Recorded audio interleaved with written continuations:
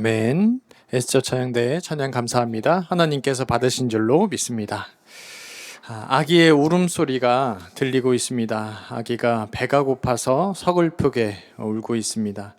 이 부모는 아이에게 버려졌습니다. 이 작은 아이가 작은 상자에 담겨서 물에 떠내려가고 있습니다. 이 아이는 살아남을 수 있을까요? 이 아이가 버려질 수밖에 없었던 이유는 산의 아이는 모조리 죽이라는 당시의 명령 때문이었습니다. 이 아이의 이름은 모세입니다. 모세가 이 죽음 가운데 살아남을 수 있었던 이유는 숨겨짐에 있습니다. 모세의 특징이 오늘 본문 23절에서 숨겨졌다라고 말씀하고 있습니다. 왕의 명령을 두려워하지 않은 그 부모님이 그를 숨겨주었습니다. 또한 모세가 아름다운 아이라고 기록하고 있습니다. 그래서 하나님께서 숨겨주셨고 또 하나님께서 가려주셨습니다. 그래서 하나님께서 바로의 공주의 아들이 될 수 있도록 인도해 주셨습니다. 모세의 이름 뜻은 건짐을 받았다라는 이름의 뜻입니다. 하나님의 은혜가 아니었다라면 이 모세는 물에서 건짐을 받았을 수도 없고 또 살아남을 수도 없었을 것입니다. 그는 살아남아서 하나님의 백성을 또한 건지는 사람으로 애굽에서 가나안 땅으로 인도하는 도구로 사용이 됩니다. 이 모세는 젖과 꿀이 흐르는 그 땅으로 옮기는 도구로 사용이 된 것이죠. 오늘의 이 믿음의 현장에서 바로의 공주로부터 물에서 건짐을 받는 순간으로부터 모세의 이야기가 시작됩니다. 죽는 것이 당연했던 아이, 그 물에 휩쓸려 내려가서 죽어야만 했던 이 아이가 하나님의 전적인 은혜로 살림을 받아서 바로의 궁전에서 살아가게 되는 이야기, 놀라운 이야기죠. 이렇게 놀라운 이야기의 주인공인 모세의 오늘 히브리서 말씀에서 믿음의 특징이 무엇인지를 발견하기를 원합니다. 한 세 가지 정도의 믿음의 특징을 우리가 살펴보면서 우리 함께 은혜 받으시기를 주님의 이름으로 축복합니다. 첫 번째 모세의 믿음의 특징은 무엇이냐면 24절에서 말씀하고 있는데요. 24절을 같이 한 목소리로 읽어보도록 하겠습니다. 24절입니다. 믿음으로 모세는 장성하여 바로의 공주의 아들이라 칭함받기를 거절하고. 첫 번째 모세의 믿음의 특징은 거절하는 믿음입니다. 오늘 말씀의 제목이기도 한 거절하는 믿음이죠. 이것은 아닐 때는 아니다라고 말할 수 있는 믿음입니다. 모세는 바로의 딸의 이 아들이라고 불리는 것을 그냥 가만히 있어도 당연히 아들이고 이 왕궁에서 편하게 지낼 수가 있었습니다.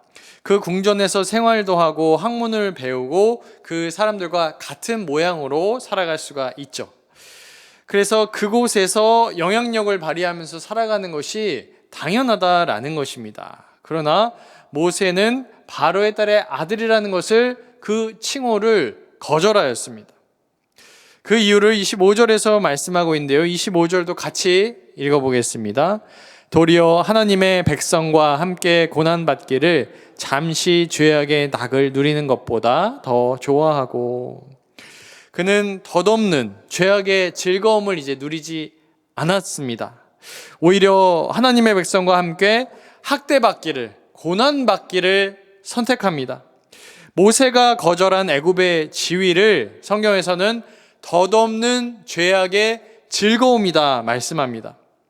바로의 공주의 아들이라 칭함받는 것이 모세에게는 최고의 지위를 누리는 것이고 최고의 권력을 누리는 것이지만 거절하였습니다. 애굽에서 그는 가만히 있어도 최고의 지위와 권력, 모든 것을 누릴 수 있고 즐거움을 누릴 수 있는데 그것을 거절합니다. 성경에서는 애굽에서 누릴 수 있는 이 지위와 행복을 이 하나님의 구원의 역사, 이 구원받은 것과 같이 대조하여서 설명을 하고 있습니다. 그러니까 모세에게 하나님의 백성과 같이 하는 것과 그리고 애굽에서 있는 것은 전혀 다른 것이었고 전혀 다른 내용이다라는 것이죠. 모세에게 있어서 하나님의 백성과 같이 하게 되면은 이것은 당하는 학대이지만 고난의 길이지만 애굽 궁중의 덧없는 즐거움보다는 훨씬 좋은 것이다라고 고백합니다. 그러니까 모세가 이 거절을 하였는데요. 이 거절한 것은 오늘 믿음의 선진 중에 다뤘던 아브라함이 본토 친척과 고향, 친지들을 떠났던 것과 비교할 수 없는 굉장한 거절이다라는 것을 알 수가 있습니다. 왜냐하면 모세가 한 거절은 이 왕의 혈족의 이 어떤 가족임을 거절하는 것이기 때문이죠. 모세가 이 부분에서 하나님의 백성과 같이 하는 즐거움이 얼마나 대단한 것이었는가 이것을 한번 묵상해 보게 됩니다. 하나님의 백성이 주는 즐거움, 이 하나님의 백성과 같이 하는 즐거움이 얼마나 컸던 것일까요? 모세가 40년 동안 경험하였던 이 애굽의 문화라든가 즐거움과는 비교조차 할 수 없는 것이기에 그곳을 떠날 수 있고 거절할 수 있었던 것입니다. 26절을 보니까 이렇게 말씀하는데요. 제가 읽겠습니다.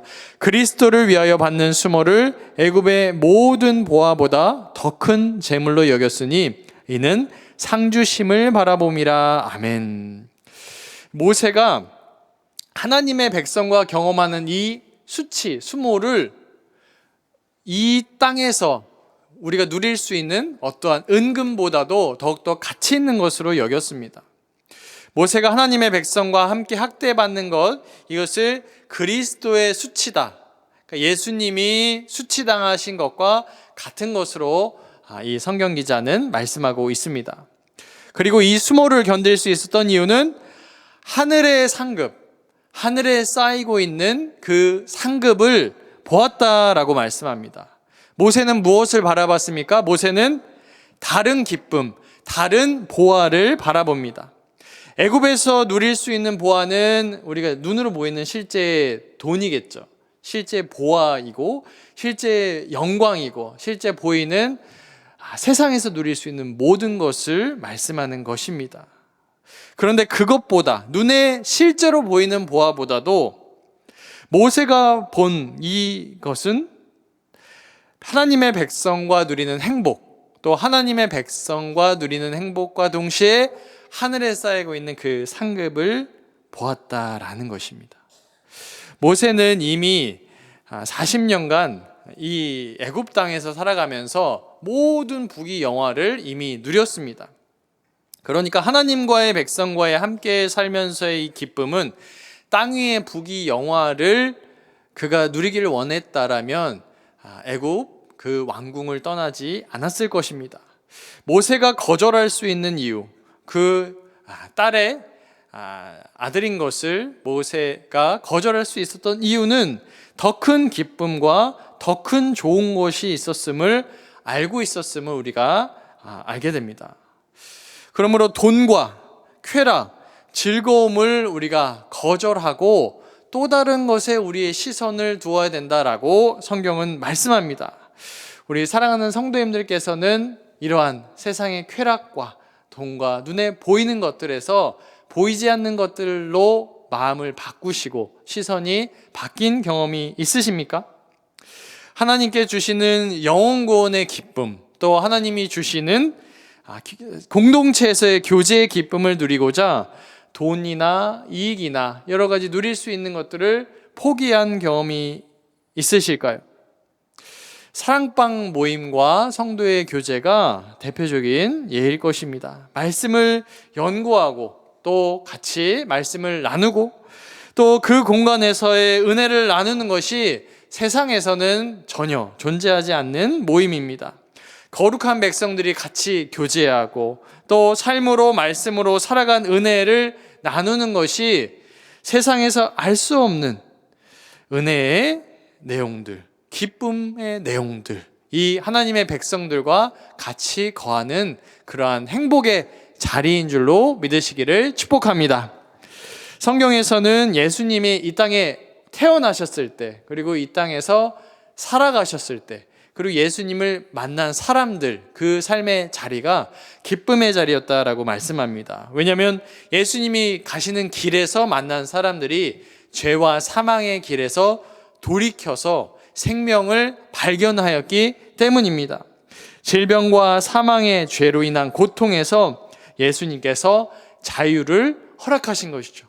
그래서 눈물과 고통에 있었던 사람들이 자유를 얻고 해방을 누리기 때문에 기쁨이 가득하였던 것입니다. 오늘 본문에 나오는 모세도 이 기쁨, 예수님으로 인한 기쁨, 하나님과 동행하는 기쁨을 경험하였으므로 애굽의 이 왕자의 그 호칭을 거절한 줄로 믿으시기를 축복합니다. 우리가 새벽의 시간, 주중의 시간, 주말에 주일의 시간을 주님께 드리면서 이 자리에 가득 자리를 채우시고 또 예배하는 우리 사랑하는 성도님들이 이 시간이 진실로 기쁨의 시간인 줄로 믿습니다. 그런데 이 자리에 나오면서도 이 자리에 세상에서 이 자리에 나올 때 이 자리에 있으면서도 세상 염려가 떠오르는 분이 있으십니까? 이 자리에 앉아 계시면서도 내일 있을 일과 또 모레 있을 일과 또 당장 처리해야 될 일로 인해서 염려가 생기는 분이 있으십니까? 그렇게 이 자리에 나왔지만 염려 가운데 있는 분이 있다라면 오늘 평안을 주는 말씀 한 구절 같이 읽도록 하겠습니다. 마태복음 6장 27절의 말씀입니다. 읽겠습니다. 너희 중에 누가 염려함으로 그 키를 한 자라도 더할 수 있겠느냐? 여기서 키로 번역된 단어는 목숨이라고도 볼 수 있습니다. 그러니까 누가 염려함으로 그 목숨을 연장할 수 있겠느냐라고 말씀합니다. 목숨을 우리가 걱정한다고 해서 하루라도 더 연장할 수 있을까요? 아니요. 염려함으로 1시간도 연장할 수가 없습니다. 그러므로 마태복음 6장에서 목숨이 음식보다 귀하고 우리의 몸이 또 의복보다 중요한 것을 설명합니다. 그래서 우리가 이 자리에 염려하지 않고 온전히 기쁨으로 나갈 수 있는 이유는 세상에서 줄 수 있는 기쁨을 거절하라고 말씀하는 이유는 그 기쁨이 일시적이기 때문입니다. 그 기쁨을 더하고 또 더하고 또 더해도 그것이 우리에게 진실된 만족을 줄 수 없기 때문입니다. 그럼 무엇이 영원한 기쁨을 줄까요?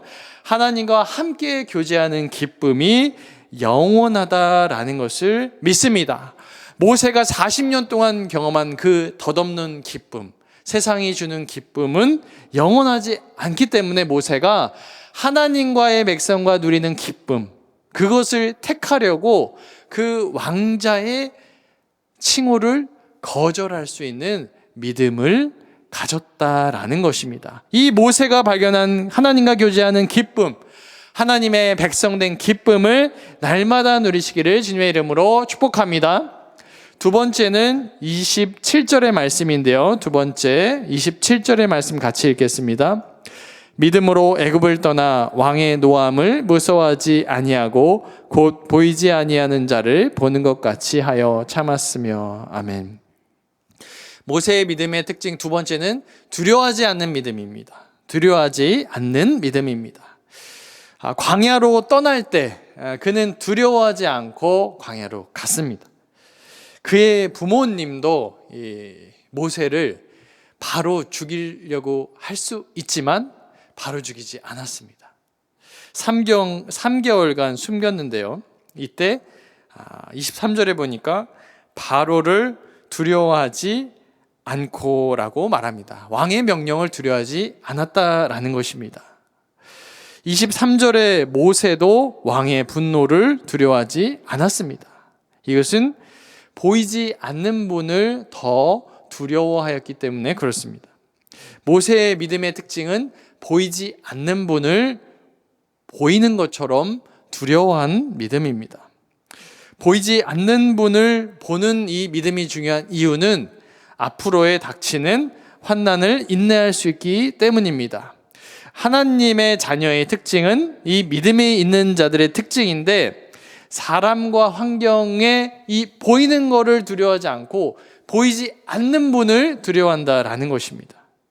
그러니까 눈에 상황이 펼쳐지고 눈에 보이는 그 인물을 두려워하는 것이 아니라 하나님을 본다라는 것입니다. 예를 들면 예배의 순간에 하나님을 증언하는 순간에 가족과 주변의 사람들이 아플 수 있고 또 죽음에 처할 수 있습니다. 그 가운데서 예배와 또 우리의 교회를 향한 헌신을 중단하라는 압박을 받는 경우도 있습니다. 그 가운데서도 이 잠언에서는 모든 상황 가운데 그것들을 주관하시는 하나님을 붙잡으라라고 말씀하는데요. 잠언 29장 25절의 말씀 같이 읽어보겠습니다. 사람을 두려워하면 올무에 걸리게 되거니와 여호와를 의지하는 자는 안전하리라. 아멘. 사람에게도 힘이 있고 눈에 보이는 사람들에게 많은 힘이 있습니다. 그래서 바로의 힘, 바로가 부릴 수 있는 병사들의 힘, 병마들의 힘, 모든 힘이 있겠죠. 그래서 모세가 바로의 군사들이나 이 병마를 보면 참 마음이 내키지 않고 두려워하고 바로에게 굴복당할 것입니다. 저와 사랑하는 성도님들도 이 세상의 권력자들을 볼 때 그럴 수 있습니다. 강한 자들 앞에서 굴복당하고 동참하게 될 수 있습니다. 또한 죽음과 질병 앞에서도 우리가 두려워하면서 하나님을 선포하는 것을 그치라라는 압박, 또 하나님을 찬양하는 자리에 나오라는 이 자리를 선택하지 말라는 그러한 그치라는 위협을 당할 수가 있습니다. 그러나 이 바로의 힘, 세상의 권력자의 힘, 또 죽음의 그 힘 가운데서도 우리가 선택할 것은 이 하나님을 의지하라, 하나님의 힘을 붙잡으라 라는 것인데요. 시편 118편 6절의 말씀도 같이 읽어보도록 하겠습니다. 읽겠습니다. 여호와는 내 편이시라. 내가 두려워하지 아니하리니 사람이 내게 어찌할까. 아멘. 하나님께서 나의 편이라고 말씀합니다. 모세도 참 이제 두려움에 많이 빠지게 된 것이 바로 앞에 이제 나가려고 하니까 그 사람들 또 그 병마들 이것을 직접 마주치게 될 때 얼마나 두려울까라는 마음의 고백이 있었습니다. 그때 모세가 두려워할 때 하나님께서 능력의 지팡이를 그 손에 쥐어 주십니다. 그래서 이 지팡이를 가지고 가서 애굽의 바로가 하나님의 말을 듣지 않을 때 그 지팡이를 내리치고 하나님의 말씀을 선포하라고 말씀하는 것이죠. 그래서 결과적으로는 어떤 말씀까지 선포가 되어야 되냐면 출애굽기 4장 23절의 말씀인데요. 제가 읽겠습니다. 내가 내게 이르기를 내 아들을 보내주어 나를 섬기게 하라 하여도 네가 보내주기를 거절하니 내가 네 아들 내 장자를 죽이리라 하셨다라 하시니라. 하나님께서 출애굽 말씀에서 이제 모든 장자를 죽이는 분이시고 결국엔 10가지 재앙 중에 마지막 재앙에서 이 바로의 장자를 죽이시는, 또 바로뿐만 아니라 애굽의 모든 것들, 이 장자를 죽이셨습니다. 애굽에서 이스라엘 민족을 보내지 않으면 모든 장자를 죽이는 것이죠. 그런데 이것이 끝이 아니라 모세가 이 말씀을 받고 나서 나는 하나님의 택한 백성이고 이스라엘 백성들을 인도하는 그 주역이니까 굉장한 존재로 자기를 생각할 수도 있었을 것입니다. 근데 바로 뒤이어서 출애굽기 4장 24절에 보니까 특별한 이야기가 나옵니다. 그게 뭐냐면 하나님께서 모세를 죽이려고 하는 장면이 등장하는 것이죠. 하나님께서는 이스라엘을 구원하기 위해서 택한 모세도 죽일 수 있는 분이셨다라는 것을, 바로의 아들을 죽일 수 있는 분이시다라고 출애굽기 4장 23절에 말씀하고 나서 출애굽기 4장 24절에서는 그 민족을 이끌어낼 모세도 죽일 수 있는 분이시다라고 말씀합니다. 모세와 그의 아내 십보라는 그것을 염두에 두지 못했습니다. 하나님이 설마 모세를 죽이실까? 그런 생각은 못했던 것이죠. 그러나 바로에게 모세가 가기 전에 그것을 확인하게 됩니다. 무엇이냐면 모세야 하나님을 두려워하여라 라는 말씀인 것이죠. 하나님께서 모세를 죽이려고 하시자 모세를 죽이려고 하는 하나님을 보고 십보라는 놀랐습니다. 왜 하나님께서 모세를 죽이려고 하였을까요? 모세의 아내는 그 두려움 가운데서 아들의 포피를 베어서 그 모세의 발 아래에 가져다 놓습니다. 그렇습니다. 하나님께서는 하나님의 두려워하고 하나님의 계명을 지키는 자를 찾으십니다. 십보라는 하나님의 계명을 지키지 않고 이 할례를 행하지 않고 하나님의 계명을 어기고 있었습니다. 그러니까 모세 아들의 할례를 행하는 것을 금하고 있었던 것이죠. 그런데 하나님께서 남편 모세를 죽이려는 모습을 보고서 하나님을 두려워하여서 아들의 포피를 베고 나아갔다라는 것입니다. 여기서 알 수 있는 것은 모세의 목숨도 하나님께 달려있다라는 것이죠. 모세가 바로를 두려워하지 않아야 하지만 그것은 바로가 사람이기 때문입니다. 그렇다고 해서 모세가 하나님을 두려워하지 않아서는 안 됩니다. 그가 자신도 바로를 두려워하지 않은 것처럼 자신도 하나님께 달려있으므로 자신은 하나님을 두려워해야 된다라는 것이죠. 27절에서 이렇게 말씀하는데요. 믿음으로 애굽을 떠나 왕의 노함을 무서워하지 아니하고 곧 보이지 아니하는 자를 보는 것 같이 하여 참았으며. 모세는 이제 이 자신을 죽이려고 하는 하나님을 만나면서 하나님이 보이지 않으시지만 보이는 사람보다도 더 무서운 분이구나, 두려운 분이구나라는 것을 깨닫게 됩니다. 우리는 그러면 어떠해야 합니까? 세상의 힘 앞에서 두려워하여서 악을 행하는 자들과 함께 악의 길로 가야 할까요? 아닙니다. 하나님을 두려워하면서 그들과 함께 걸어가지 않아야 하는 것이죠.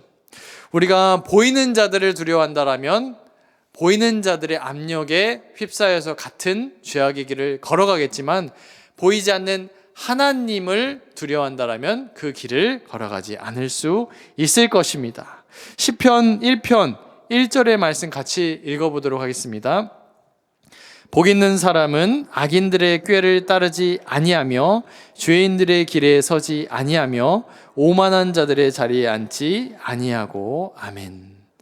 우리가 복 있는 사람의 이 자리, 악인들의 이 꾀와 죄인들의 길과 오만한 자들의 자리에 앉지 않으려면 보이지 않는 하나님을 보는 것과 같이 두려워해야 이 말씀에 순종할 수 있는 줄로 믿으시기를 축복합니다. 악인들의 꾀가 얼마나 달콤할까요? 달콤한 이익을 경험하려고 달콤한 이익을 선택한 사건이 있는데요.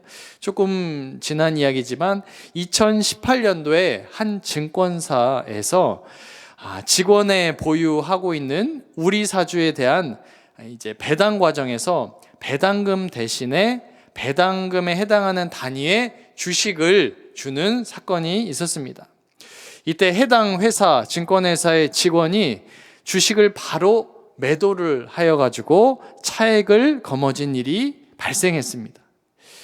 그러니까 내 것이 아니면 내 것이라고 하면 안 되는데 기다렸다가 이 배당금으로 받아야 하는데 바로 그 주식을 매도하여가지고 상당한 금액을 자신의 것으로 만든 사건이죠. 그러니까 내 것이 아닌 것은 아니라고 말을 해야 되는데 그것을 바로 매도해서 거짓으로 빼앗고 그 자리를 차지하고 그렇게 하는 것이 얼마나 그것이 달콤하겠습니까? 부당한 이득과 이익이 얼마나 달콤하겠습니까? 그러나 시편 1편 6절에서 그 길의 끝은 망하는 길이라고 말씀합니다. 무릇 의인들의 길은 여호와께서 인정하시나 악인들의 길은 망하리로다. 그러므로 오늘의 말씀 기억하면서 거절하고 또 두려워할 수 있는 것은 이 상 주시는 분, 우리에게 승리를 주는 분이 하나님임을 믿을 때 이렇게 선택할 수 있다라는 것을 고백하기를 원합니다. 마지막은 어떤 것이냐면 28절의 말씀에 나와 있는데요. 마지막 이 모세의 믿음의 특징 세 번째 마지막 것 28절의 말씀 읽고 나누도록 하겠습니다. 28절입니다. 믿음으로 유월절과 피 뿌리는 예식을 정하였으니 이는 장자를 멸하는 자로 그들을 건드리지 않게 하려 한 것이며. 아멘. 세 번째 모세의 믿음의 특징은 이 비상식적인 것도 행하는 믿음입니다. 무슨 말씀이냐? 이 유월절 사건, 뒤이어서 29절에서는 홍해를 건넌 사건을 말씀합니다. 이 유월절 사건, 믿음이 없으면 행할 수가 있을까요? 오늘 동물을 죽여가지고 성도님들의 문에다가 바르라고 하면 이것이 상식적으로 납득이 되실까요? 해괴한 일이라고 좀 느껴질 것입니다. 피를 바르니까요. 이전에 노아가 방주를 만들었던 사건도 이해가 되지 않고 상식적이라고 볼 수 없는, 비가 내리지 않는데 비가 올 거를 준비하라니까 굉장히 당황스러운 말씀이었습니다. 죽음의 사자는 이 장자를 모두 한 명도 남김없이 하나님께서 죽인다라고 말씀하십니다.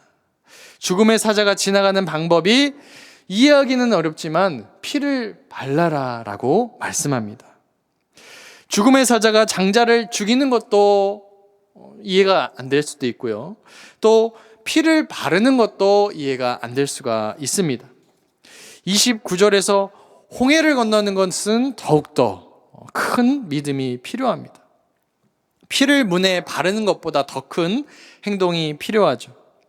백성들은 모세와 다르게 모세를 원망하면서 홍해를 건너지 못했습니다. 그러나 모세의 믿음에 결과적으로 동참하여서 홍해를 마른 땅과 같이 건넜습니다. 우리가 믿음을 이야기할 때 내가 이해되는 그 범위에서만 믿는다든가, 또 내가 할 수 있는 선에서만 행동한다라든가, 이런 식으로 할 때 어떤 제한이 생길 수가 있습니다. 이스라엘 백성들이 이 말씀을 듣고 나서 하나님은 장자를 죽일 만큼 그런 분은 아니시다라고 생각을 하면서 아무 행동도 취하지 않았다라면 어떻게 되었을까요? 이스라엘 백성들의 장자도 죽었을 것입니다. 그러므로 성경의 말씀과 내용이 우리의 믿음이 없이는 행할 수 없는 내용이 무척이나 많이 나오고 있습니다.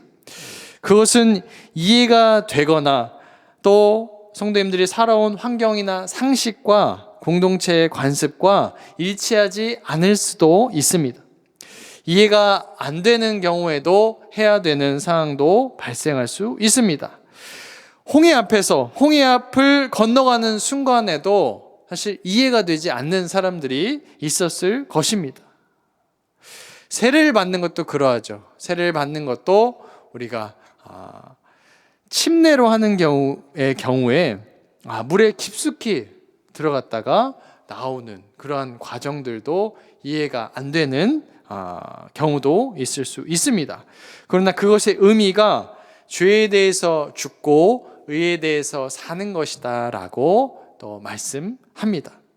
이 원리나 과정이 전부 이해가 되지 않더라도 하나님께서 제정하시고 또 행하신다라면 믿음으로 고백할 수 있는 것, 그것이 비상식적이지만 또 행할 수 있는 모세의 믿음이었습니다. 이후에 가나안 정복과 분배도 그렇습니다. 왜 그 땅을 정복해야 될까? 그리고 이러한 방법으로 분배하라고 했을 때 그 과정도 이해가 되지 않을 수 있겠죠. 그렇지만 이해가 되지 않더라도 또 합리적이지 않더라도 행하라라고 말씀합니다. 창조의 기사를 믿는 것, 그것부터가 말씀을 신뢰하는 것이고 믿음이라고 말씀을 드렸습니다. 이것도 이 세상이 창조된 것도 다 이해가 되거나 어떤 방식으로 이루어졌는지를 다 우리가 상식적으로 다 수용하기는 어렵겠죠. 그러므로 하나님께서 하시는 그 행하심, 역사가 우리가 다 이해될 수 있는 방식이거나 또 이해가 되어야만 하는 것은 아닙니다. 일반적으로 행하는 방식이 있겠지만 그렇지 않은 것도 있음을 기억하는 것, 그것이 믿음의 한 단면이다라고 말씀합니다. 그러므로 우리가 믿을 때에 예수를 믿는 사람들은 꼭 합리적이거나 상식적이라는 그 단어, 또 세상의 풍조에 힘입어서 우리가 신앙생활을 할 수는 없다라는 것을 오늘 본문에서 발견할 수가 있습니다. 하나님께서는 세상의 방식대로 또 합리적으로 또 상식적인 방법으로만 역사하는 분이 아니시죠. 우리가 기대한 대로 움직이시지 않거나 우리가 기대한 것과 다른 방식으로도 역사하실 수가 있습니다. 하나님께서는 효율적인 방법이나 어떤 노력에 따라서 노력을 보시고서 움직이는 분도 아니십니다. 가령 어떤 사람이 다른 사람을 전도하기 위해서 어느 정도 노력이나 시간을 기울이고 또 기도를 하였다라고 가정을 합시다.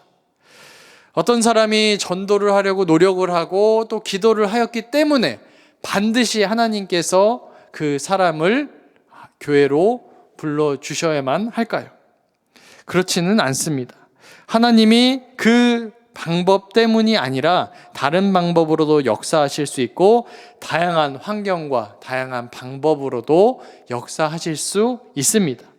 그러므로 어떤 하나의 사건이나 경우가 있기 때문에 하나님이 행할 수 있는 방법은 이런 방법만 있을 것이다.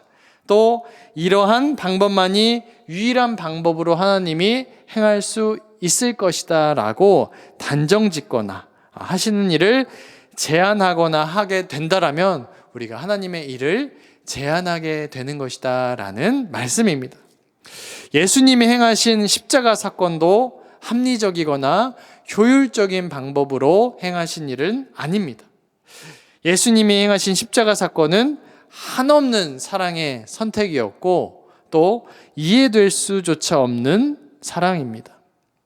예수님이 합리적인 분이셨다라면 십자가 사건은 절대 일어날 수 없었을 것입니다. 예수님의 사랑은 한없는 사랑이었기에 십자가 사건을 허락하시고 또한 행하신 것입니다. 그러므로 우리의 믿음은 하나님의 선물이고 이것은 합리적이거나 효율적으로 이루어진 것은 아닙니다. 지금까지 모세의 믿음의 특징을 세 가지로 보았는데요. 첫 번째는 거절하는 믿음, 두 번째는 두려워하지 않는 믿음, 세 번째는 비상식적이지만 순종하는 믿음이었습니다. 믿음이 무엇입니까? 모세가 보여주는 믿음은 많은 돈과 쾌락 앞에서 그리고 권력자의 힘 앞에서 거절할 수 있고 또 아니라고 말할 수 있는 그러한 믿음입니다. 또 머리와 이성으로 이해가 되지 않더라도 그 권력자 앞에서 부유한 자 앞에서 강한 힘 앞에서도 굴복하지 않고 담담하게 나아갈 수 있는 것입니다. 모세가 바로 앞에서 당당하게 나아간 것처럼 우리 사랑하는 성도님들께서 강한 자들과 권력자들 앞에서 낮아지지 않고 담대하게 나아가시기를 주님의 이름으로 축복합니다. 이것은 반대로 우리가 연약한 자들 앞에서도 차별하지 말아야 될 것을 말씀하는 것이죠. 야고보서 2장 1절의 말씀 같이 읽어볼까요? 야고보서 2장 1절의 말씀입니다. 내 형제들아 영광의 주 곧 우리 주 예수 그리스도에 대한 믿음을 너희가 가졌으니 사람을 차별하여 대하지 말라. 아멘. 야고보서 2장에서 돈이 많은 화려한 옷과 금가락지를 끼고 들여온 사람들이 들어오면 좋은 자리에 앉으라고 하고 가난한 자가 들어오면 거기 서 있든지 내 발등상 아래에 앉으라고 하지 말라라고 말씀합니다. 그러므로 하나님께서 이 돈에 많고 적음이나 어떤 권력에 많고 적음 이것으로 자녀를 택하지 않습니다. 그러므로 하나님께서도 나를 있거나 없거나 부유하거나 가난하거나 택하셨으므로 또 우리가 교회에서 또 삶의 자리에서 있거나 없거나 어떤 이들에게도 동일하게 대우하고 대접하라라고 말씀하고 있습니다. 믿음으로 살아간 모세의 아름다운 모습을 봅니다. 그는 처음에 말씀드렸듯이 숨겨주신 사람이었고 또 건져주신 사람이었습니다. 그가 태어나서부터 자랄 때부터 하나님이 건져주시지 않으면 살 방도가 없구나라는 것을 깨닫고 살아온 자입니다. 그래서 그는 알았습니다. 바로가 최고의 권력을 가지고 있지만 두려워할 사람이 아니구나. 바로도 인간이고 하나님께서 바로의 아들도 죽일 수 있고 또 모세의 아들도 죽일 수 있고 또 모세 자신도 죽일 수 있는 분임을 깨달았던 것입니다. 그러므로 사랑하는 성도님들께서 하나님이 어떤 분인지를 아는 것, 그것으로부터 그것이 믿음이다라는 것을 깨달으시기를 축복합니다. 또한 하나님께 나아올 때 이러한 믿음을 얻으시기를 주님의 이름으로 축복합니다. 그것이 무엇입니까? 이 시대에 무엇을 거절할 것입니까? 성도님들은 무엇을 거절하고 두려워하지 않으시겠습니까? 우리가 무엇인가 거절하는 것이 전혀 없다라면 다 받아들이게 되는 것이고 그것은 믿음에서 후퇴하게 되는 것입니다.